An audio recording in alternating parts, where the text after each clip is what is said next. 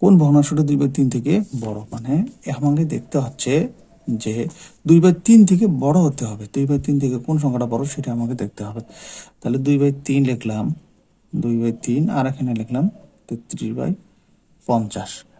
তাহলে 50 তখন কত হচ্ছে 100, আর এখানে আছে 3 3 9, 3 3 9। তাহলে 33/50 সংখ্যাটা 2/3 থেকে কি ছোট, কারণ এখানে মান আসতেছে 100, এখানে মান আসতেছে 99। এখন আমরা পরের সংখ্যাটায় যাই। 2/3, 8 কত হয় 11। তাহলে 3 আসতে কত হয় 24, দিয়ে 11 দুগুণ 22। তার মানে এই সংখ্যাটা হচ্ছে ছোট, কারণ 22, আর এখানে মান আসতে হচ্ছে 24। তার মানে 2/3 সংখ্যাটা বড় হচ্ছে 8/11। এই 8/11 সংখ্যাটাই বড় হবে, আর বাকিগুলো কিন্তু ছোট হবে। আমি একটা উদাহরণের মাধ্যমে দেখাই দিলাম। এরপরের সংখ্যাটা আমরা এখন দেখব।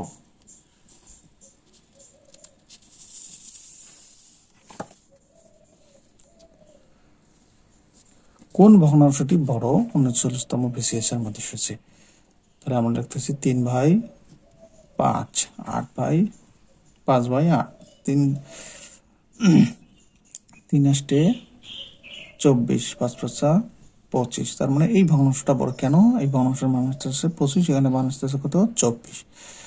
আবার এই দুটো থেকে আমরা ভগ্নাংশ মান বের করি, 6/11, 8/14। এখন 14, তাহলে 14 গুণন যদি 6, 14 কত হয় 84, 8 11 88। মানে এই ভগ্নাংশটা বড়, এখানকার মধ্যে এটি ভগ্নাংশ বড়। এখন এই দুইটা ভগ্নাংশ থেকে দেখবো আমরা কোন ভগ্নাংশটা সবচেয়ে বড়। 5/8, 8/14, 5 14 70, 64। তাহলে 5/8 যে ভগ্নাংশটা, এই ভগ্নাংশটা মান পাচ্ছি 70, আর 8/14 ভগ্নাংশের মান পাচ্ছি 64। তার মানে এটার মান বেশি, তাহলে 5/8 মানটা সবচেয়ে বেশি। তাহলে 5/8 হচ্ছে আমাদের বড় ভগ্নাংশ।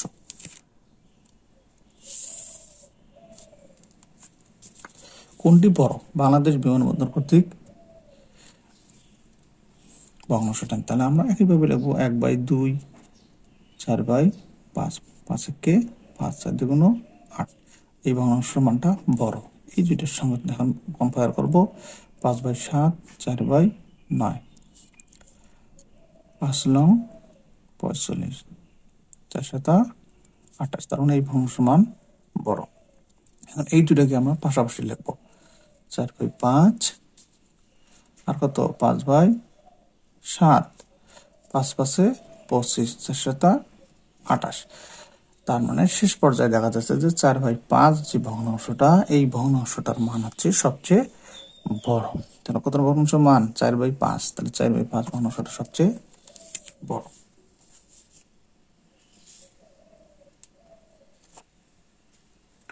এখন আমরা পরের অঙ্কটা দেখব। এরপরে যে ভগ্নাংশটা বলা আছে, কোন ভগ্নাংশটি সবচেয়ে বড়। আমরা এখানে দেখতে পাচ্ছি, আমরা একইভাবে করবো। ক এবং খ অপশন দুটো নিয়ে নেই। 3/4, 4/5। 4 এবং 4 গুণগুলো 4 4 16, 3 5 15। তার মানে 4-এর ভগ্নাংশটা এখানে এই দুইটার মধ্যে বড়। এখন এই দুইটার মধ্যে কোনটা বড়? 6/7, 7/8, 7 7 49, 6 48। তার মানে এটা মানে হচ্ছে বড়। সর্বোপরি যে দুইটা বড় পেয়ে গেলাম, এই দুইটা বড়কে দুইটা মানুষ থেকে আমরা তুলনা করে আবার দেখবো যে সবচেয়ে বড় কোনটা হয়। 4/5, 7/8, 5 7 35, 4 32। তার মানে দেখা যাচ্ছে 7/8 সংখ্যাটার মান সবচেয়ে বড়। এখানে মান কত আসতেছে 35। তাহলে 7/8, তাহলে 7/8 মান কোনটা 7/8, এটা সবচেয়ে বড় সংখ্যা।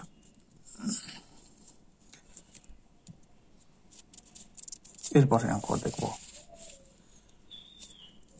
নিচের কোন ভগ্নাংশটি ছোট? প্রাইমারি 2020 সালে এসেছে। একইভাবে 2/5 আর লেখব 4/9, 9 2 18, 4 5 20। এই দুইটা ভগ্নাংশের মধ্যে এই ভগ্নাংশটার মান সবচেয়ে বেশি কত? 4/9 ভগ্নাংশটার মান সবচেয়ে বড়। এখন আমরা এই দুটো সমান ভগ্নাংশ দুটোকে কম্পেয়ার করবো। 1/3, 3/7, তাহলে 7 3 3 9, তাহলে 3/7 মান এখানেও কত হচ্ছে? বড়। 3/7 মান যেহেতু বড়, তাহলে এখানে কোন 4/9 মান বড়, তাহলে 4/9। আর এখানে কত বড় আসছিল? 3/7, 4 7 28, 3 7 21। তাহলে এই দুটার মধ্যে বড় কোনটা আসলো? 4/9 মান আসতেছে 28, 3/7 মান আসতেছে কত? 21। যেহেতু 21 এসেছে আর এখানে কত এসেছে? 28, তাহলে 28 সংখ্যাটা সবচেয়ে বড়,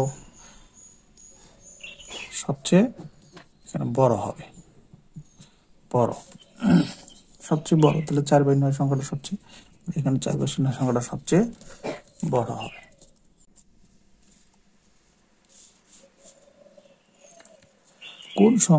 কোনটি বড় সংখ্যা? 41তম BCS এর মধ্যে এসেছে 18/16। এখন আমরা লিখি 5/3। তাহলে 18 আর 3 আমরা কি করব? গুণ করব। 18 গুণন 3, 3 18 কত হয়? 54। 16 গুণন 5, 5 16 80। এই দুইটার মধ্যে 5/3 সংখ্যাটা সবচেয়ে বড়। এই দুইটাকে আমরা এখন দেখি। 16 31, 4 12, 16 গুণন 12, 16 এবং 12 গুণ করলে কত হবে? 192। 3 গুণন 4 করলে 124। এই দুইটার মধ্যে এটা সবচেয়ে বড় সংখ্যা, এই দুইটার মধ্যে এটা সবচেয়ে বড় সংখ্যা। এখন আমাদের কথা হলো দুইটা বড় সংখ্যা পেয়েছি, এই দুইটার মধ্যে থেকে আবার কোনটা বড় সেটা বের করতে হবে। তাহলে 5/3 নম্বর ভগ্নাংশটা বড় আগে ছিল, এই জায়গার মধ্যে 16/31 ভগ্নাংশটা বড় ছিল। তাহলে এখন আমরা গুণ করতে পারি। আর 16 গুণন কত? 3, 3 16 কত হয়? 48,